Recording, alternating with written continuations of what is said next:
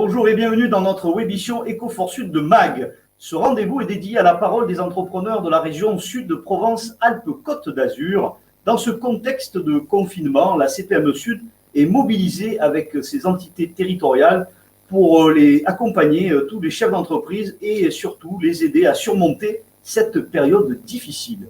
Nous avons provoqué une réunion avec le préfet de région le jeudi 19 novembre dernier pour faire un point sur l'actualité à la fois des commerçants mais aussi des filières. Cette rencontre a été l'occasion pour les 6 présidents territoriaux et les 16 fédérations que nous avions à nos côtés de présenter les chiffres qu'elles avaient au cours de ces derniers mois réalisés dans ce contexte de confinement, notamment dans les pertes d'emploi, notamment dans les difficultés que chaque filière rencontrait. C'était 112 000 entreprises qu'on représentait autour de la table et 700 000 salariés.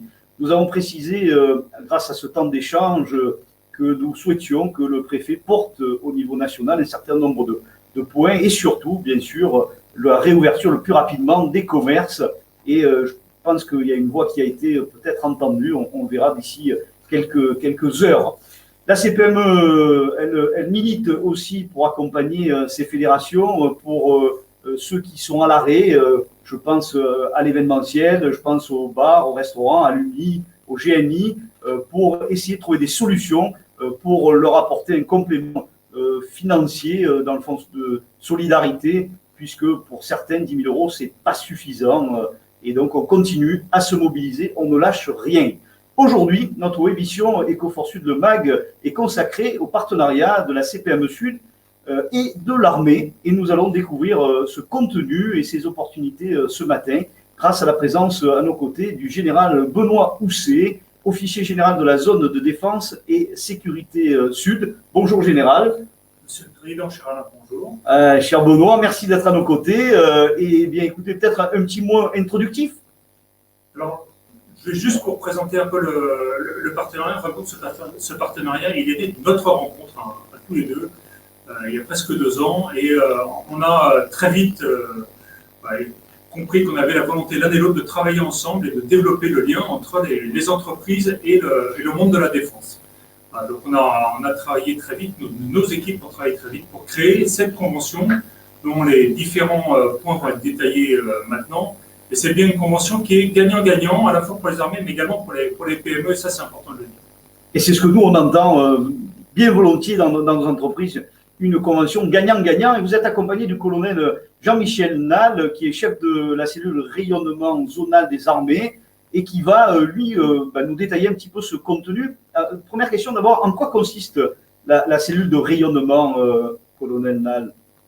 Oui, bonjour. Et effectivement, les armées rayonnent. Et rayonnent pourquoi? Parce qu'elles doivent s'adresser à la jeunesse.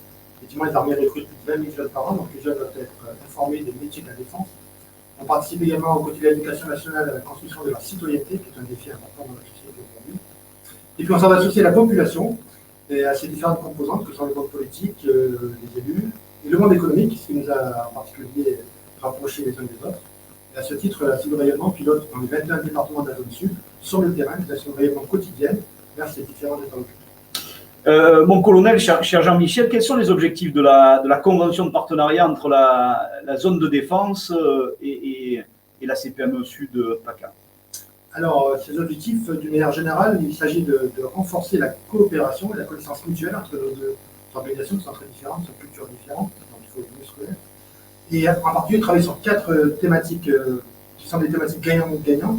Il s'agit en particulier de stimuler la croissance économique avec la défense, la coopération économique avec la défense, pardon, et vous verrez tout à l'heure le délégué à l'accompagnement régional qui nous parlera de ce sujet. Il s'agit de faciliter l'insertion des militaires en reconversion. Pour les défenses mobilité reconverties militaires, nous proposons des anciens militaires pour être recrutés dans nos entreprises. Et on fait un effort particulier sur la réinsertion de nos blessés de guerre. Vous verrez ça avec le bureau conditions du personnel et l'environnement. Et enfin, il s'agit de promouvoir, de vous convaincre, de vous expliquer pourquoi il est utile pour l'entreprise de convertir leurs employés à la réserve opérationnelle. Alors, bien sûr, si on est là, c'est que nous, on est déjà convaincus à la CPME Sud et il faut le partager avec le plus grand nombre d'entrepreneurs. Je pense que c'est essentiel à la fois l'emploi, l'engagement et le rayonnement. Comment la Convention organise-t-elle la coopération entre les différents acteurs pour assurer l'atteinte des objectifs? Voilà, alors, premièrement, comme vous l'avez compris, il y a plusieurs acteurs qui ont tous une responsabilité thématique et qui sont en charge d'un des objectifs que je viens de citer. Donc là-dessus, le rayonnement, c'est un petit peu le guichet unique, pour simplifier la relation entre nous. Voilà, votre interlocuteur principal, c'est la chaîne de rayonnement qui après vous étudie, organise votre coopération avec les acteurs thématiques. Et donc il s'agit plus globalement d'instaurer ensemble des relations régulières, des relations étroites, qui nous permettent d'améliorer la circulation de l'information. Il faut qu'on s'informe les uns les autres. Parce qu'on peut créer des agendas partagés pour connaître les rendez-vous des uns et des autres. Et ce qui est crucial, c'est d'instaurer un dialogue direct et régulier entre les chefs d'entreprise et les chefs militaires sur le terrain. On en reparlera à l'occasion de l'engagement des délégués militaires départementaux dans ce projet. Il faut évidemment s'inviter réciproquement aux événements présentant un intérêt commun. Vous l'avez déjà fait à plusieurs reprises, on vous en remercie. Un intérêt direct à dialoguer ensemble. Nous allons maintenant accueillir sur le plateau d'Ecofor Sud de MAG Pierre Ricard, délégué à l'accompagnement régional PACA Corse, monsieur Arthur Leclerc du pôle défense mobilité.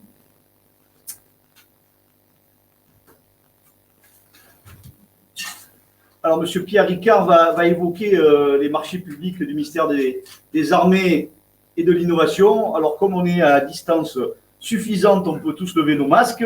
Merci et bonjour à tous les deux de nous avoir rejoints sur Ecofor Sud de MAG. Un petit mot, Pierre Ricard, sur les marchés publics.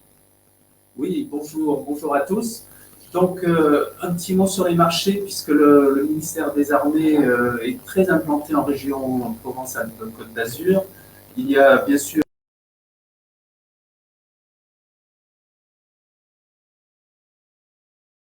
des casernes, mais aussi des écoles, des hôpitaux militaires. Nous avons deux hôpitaux militaires en PACA, des camps d'entraînement. Et toutes ces implantations, toutes ces personnes, toutes ces casernes génèrent bien sûr énormément d'activités économiques en termes d'achats. Des achats dans tous les domaines. Alors je parle bien sûr ce matin des achats hors armement, hein, qui est un autre sujet, mais des achats dans tous les domaines. Donnez-vous quelques exemples. Oui, achats. Alors, vous avez des achats généraux. Vous avez sur la diapositive un peu les grands acheteurs. Hein, achats généraux, fournitures, ça va de fournitures de bureaux, de fournitures de services aussi pour l'entretien des climatisations, des portails ou autres. C'est les infrastructures avec tout le bâtimentaire, la construction de bâtiments d'entretien, les services informatiques, le service de santé. J'évoquais la région PACA avec des hôpitaux militaires. Et puis le secteur de l'armement qui est traité à part, bien qu'il peut y avoir des liens, puisque des applications dans le domaine civil peuvent intéresser également la Direction générale de l'armement. C'est quoi les enveloppes financières globales qui sont générées par ces appels d'offres, un ordre de grandeur? Alors, les appels d'offres, c'est très divers. Le ministère des Armées est le premier acheteur public en France, avec à peu près 16 milliards d'achats au niveau français. Ça, les chefs d'entreprise qui nous écoutent sont très attentifs. Là. Voilà, alors 16 milliards, c'est avec l'armement. Donc après, c'est très différencié, puisque je vous disais, c'est vraiment tous les secteurs sont concernés. Pour PACA, on estime hors armement à peu près 900 millions d'euros qui peuvent être mobilisés. Ça concerne déjà 2 à 3 000 entreprises d'ailleurs, qui sont fournisseurs. Comment les entreprises de la région peuvent-elles profiter de ces opportunités? Alors, les marchés de la défense sont parfois, on pense, et beaucoup de PME pensent que ces marchés-là ne sont pas pour elles, ont peur peut-être. Mais ils ont peur que ça soit trop compliqué parfois, non? Oui, exactement. Il y a des tabous, hein, les délais longs, trop compliqués à remplir. Oui. Et puis, forcément, on est une administration, donc on passe par les achats publics, donc un certain nombre de procédures. Mais le ministère s'efforce de simplifier ces procédures.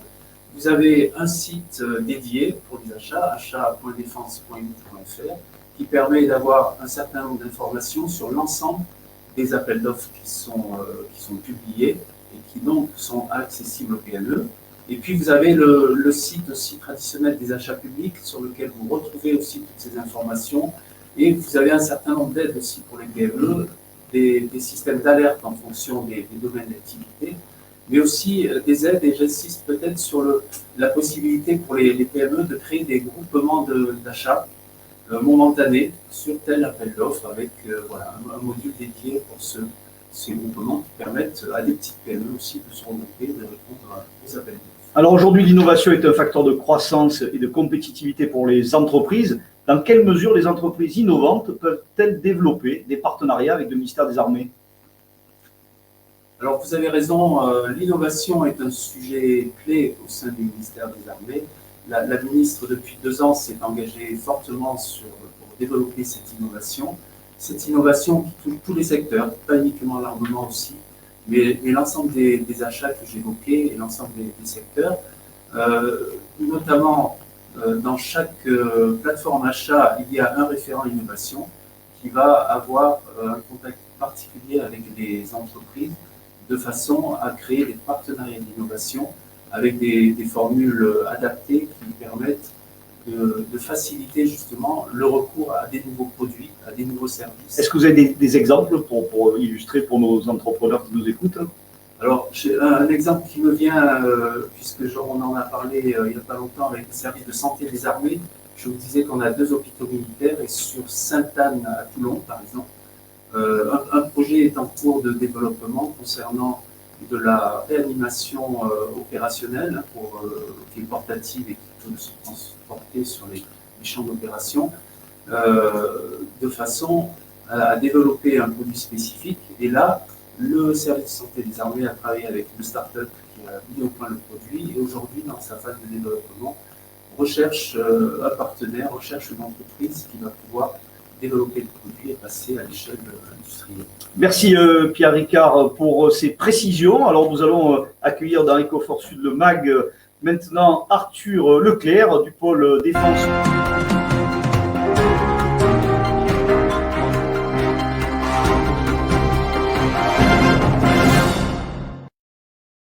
Un peu le sujet, c'est un sujet fort pour les armées, hein, puisque vous allez le dire, un grand nombre de personnes qui sortent chaque année sur le marché du travail, et c'est vrai que les entrepreneurs qui nous écoutent n'ont pas encore le réflexe de penser à des anciens militaires pour venir renforcer leurs équipes, et vous allez, au cours de cette introduction, enfin de ce propos, nous expliquer à la fois comment on peut aller les recruter, et puis aussi un peu les intérêts d'avoir quelqu'un qui a fait l'armée dans nos rangs d'entreprise. Tout à fait. Alors, nous avons environ 20 000 militaires qui quittent l'institution chaque année. Et donc, Défense Mobilité est le service de reconversion qui a pour vocation d'accompagner ces militaires, les civils de la défense, mais également les conjoints de ressortissants des armées, afin de faciliter leur retour à l'emploi. Quel type de métier ils décident vers quel type de métier ils décident de s'orienter? Alors, en 2019, c'est plus de 5 500 militaires que nous avons accompagnés vers le secteur privé. À l'échelle de la région sud, cela représente environ 12%, soit 660 candidats. Plus de la moitié d'entre eux, 53%, se sont orientés vers les métiers du transport, de la logistique et de la sécurité. Parfois, certains métiers dans les armées ne sont pas forcément transposables dans le métier de l'entreprise. Comment vous les accompagnez pour leur reconversion et pour les insérer dans les entreprises? Alors, en plus des prestations classiques d'accompagnement, que sont les bilans d'orientation, les bilans de compétences ou la validation d'acquis d'expérience, nous disposons d'un catalogue de plus de 400 formations professionnelles sur le marché, 40 d'entre elles étant dispensées au sein de notre centre militaire de formation professionnelle, qui est organisé autour de 9 domaines principaux que vous voyez à l'écran, comme la sécurité, le bâtiment ou encore le génie climatique. Également, nous proposons à ces militaires de les placer en période d'adaptation en entreprise, ce qui leur permet de se former, de transposer leur savoir et de s'adapter à ce nouvel environnement. Alors, les entreprises adhérentes ont sans doute de multiples besoins en recrutement. Concrètement, qu'est-ce qu'elles doivent faire pour recruter un militaire en reconversion? Alors, c'est très simple. Vos adhérents peuvent se tourner vers l'antenne Défense Mobilité qui leur est la plus proche. Au sein de chaque antenne, elles trouveront un chargé de leur relation employeur qui les écoutera leurs besoins en recrutement, identifiera et sélectionnera les candidats adéquats, les mettront en relation pour aboutir idéalement à un recrutement. Vous trouverez sur le site internet de Défense Mobilité, défense-mobilité.fr, l'ensemble des coordonnées des antennes Défense Mobilité en France.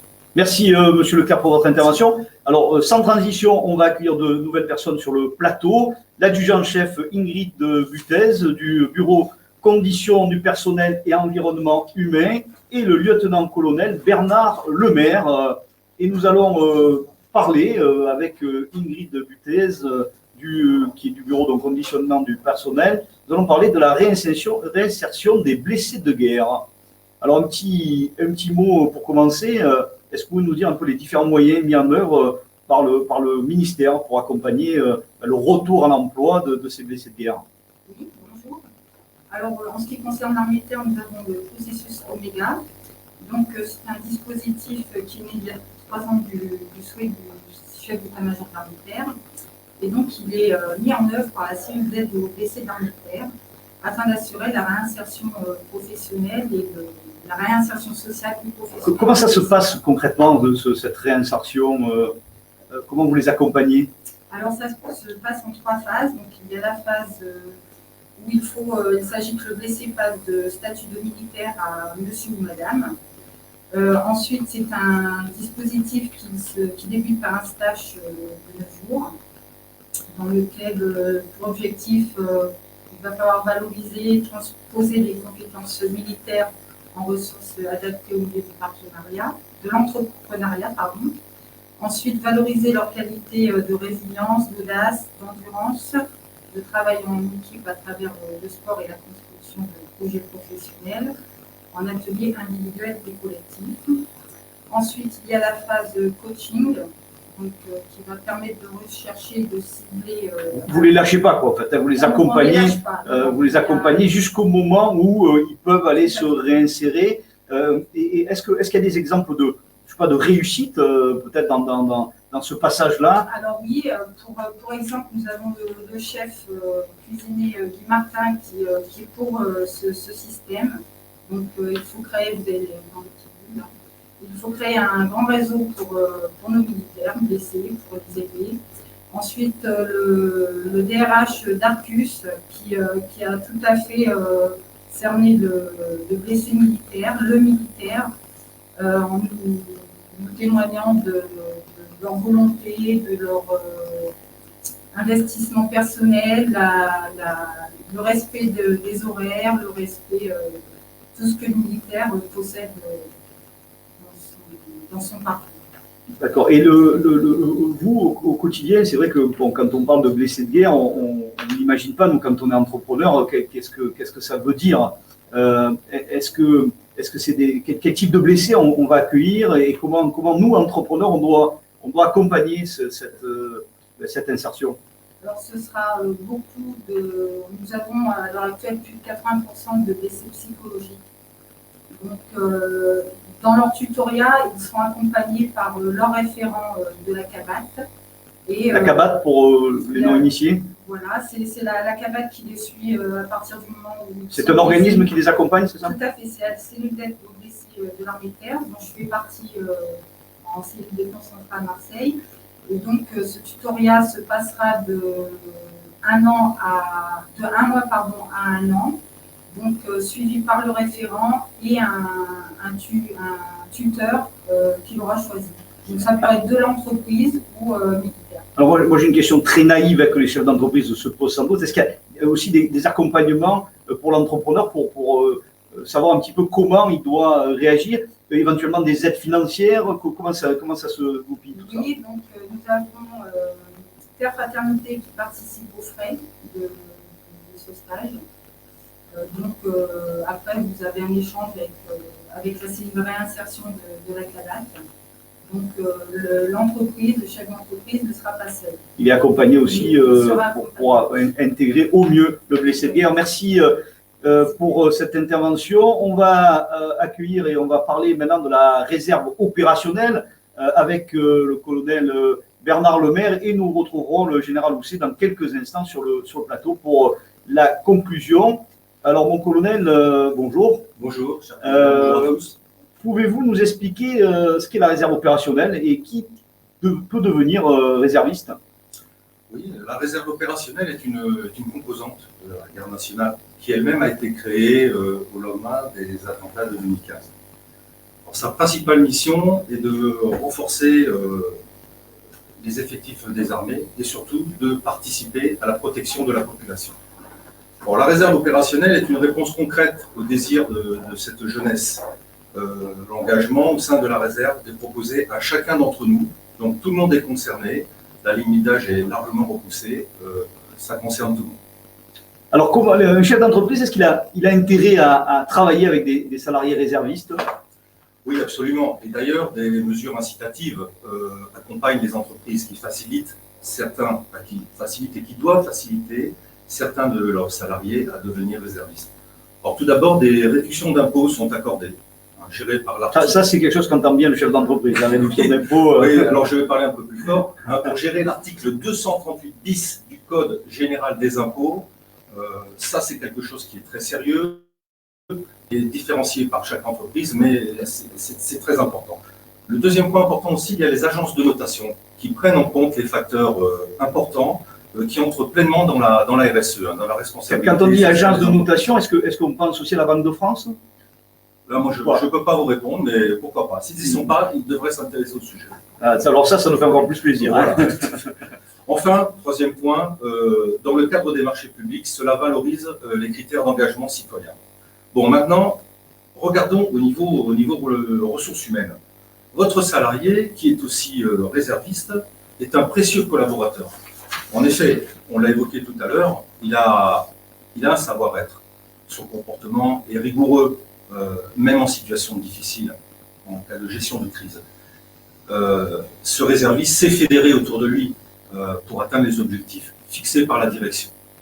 Votre salarié réserviste aussi possède des savoir-faire. Ces savoir-faire seront développés à chaque fois qu'il participera à des activités militaires, puisqu'il est aussi en formation.